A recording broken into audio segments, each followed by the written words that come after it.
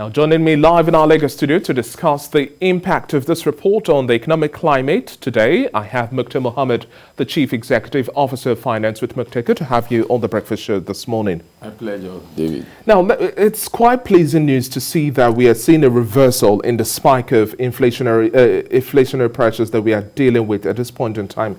But this report is received with mixed sentiment in the sense that in the markets, it's a totally different reality we have on ground, juxtaposing it to the report from the National Bureau of Statistics.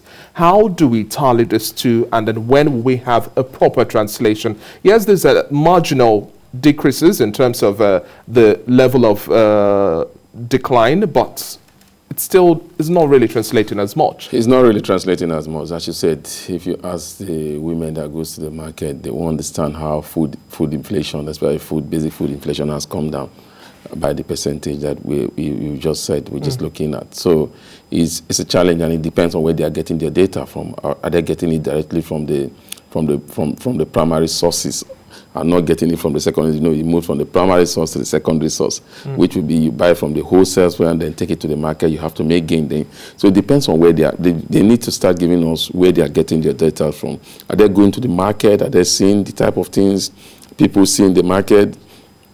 Well, you don't think this does not question the credibility of the National Bureau of Statistics, because we've also stayed with reports from the NBS, but what we've had from some analysts is that for the fact that we're having reversal, that's why everyone seems to be questioning it. No, it's not driving their integrity. Like I said, it's all based on the data they have. You interpret your information based on what you collect. So it's based on what you collect that they are using, and they have different templates. At least we should give them credit that for some time now they've been telling us the height in inflation. We can't say because they are saying it now that inflation is down, then we are now beginning to question them because we feel that inflation should be high. When they were telling us inflation was high, we never complained about it, we believed them. But we need to look at some of the variables that they're looking at in getting this data. Sometimes when you look at inflation in terms of, they like to look at the key general key product that Nigeria generally consume, especially in the food product. You see that you come to rice, you comes to other household item, it comes to electricity, and you know for the time being there've not been any increment in the price of electricity in terms of the household thing. This because of this of the opening up, and most people go to the market, except for the insecurity. Maybe food price would have come down. Remember, we should not forget that this is a global event. It's a global occurrence. Food price all over the world has gone up, and we know why. It was because of the pandemic. But one thing you need to give them credit for again, you look at the year-on-year inflation in terms of basic items like egg, like meat, like furniture, like vegetables, like fat, like oil. Those things didn't go down, and they said it there that those things were actually what caused the spike increment in terms in this. So they are saying that what really went down was the raw food product in terms of what we have. But what do you have? What's the base of having rice, and what you use to cook the rice is high. So, and that what we attribute to the devaluation of the currency, because we know that some of this product find a way from outside of the country into our country. You're talking about fish, you're talking about meat, meat. We need to know the challenges that we are having, because of recent the traders in the north say they are not going to be bringing cow towards the south or the southwest.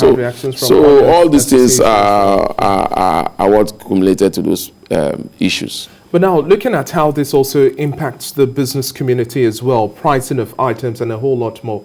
Now, the question here is, when we had the first reversal in terms of the inflation rate soft pedaling, I asked the question, is this the beginning of a plateau where we are seeing things gradually getting better and then realigning with reports from the GDP and showing that the economy is really recovering? I don't think so. We might see this inflation figure comes down, especially in the food item, but I don't think we'll see that play out in other commodities that we have to import from outside into the country because of the volatility of the exchange rate. And you remember that if you look at it by what the CBN is saying, the CBN is telling us that they are looking at a single-digit rate of about 9.6. And presently in the economy of Africa, when you look at South Africa, you look at Egypt, you look at even Ghana, we have the highest inflationary rate in major economy within Africa. It's a global phenomenon. The UK had its own report yesterday as well, with inflation rate also beyond the target. So, but when you look at our own challenges that we are coupled, we are not just coupled with inflation rate. Inflation rate could be caused like many factors that are in our control. like insecurity, like cost of opening up. But when you have something that you don't have control over, and which have to do with the volatility of the exchange rate, the FX challenges that we've been battling.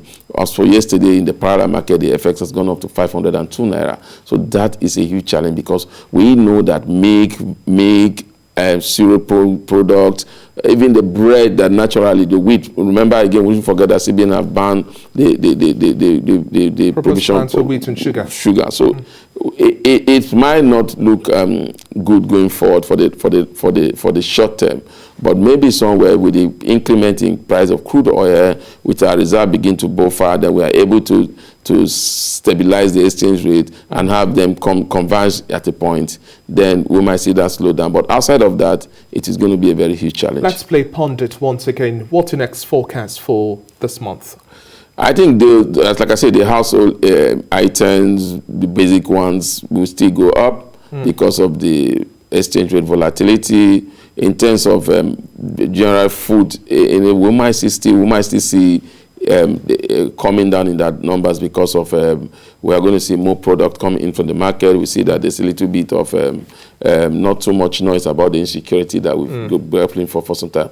But my major challenge is not even in the numbers that are coming from the urban areas. It's the numbers that are coming from the rural area, which show that inflation is going high in the rural area. And that is, for me, is a big worry for the government. Thank you very much for your time on the Breakfast Show this morning, Dr. Mohammed. And definitely, we hope that as we see the spike in inflation, soft pedal, would also see a good enough translation in the markets, because that pinch we're experiencing for now, it's quite intense, and we just need some ease. Thank you once again. Yes, thank you. My pleasure.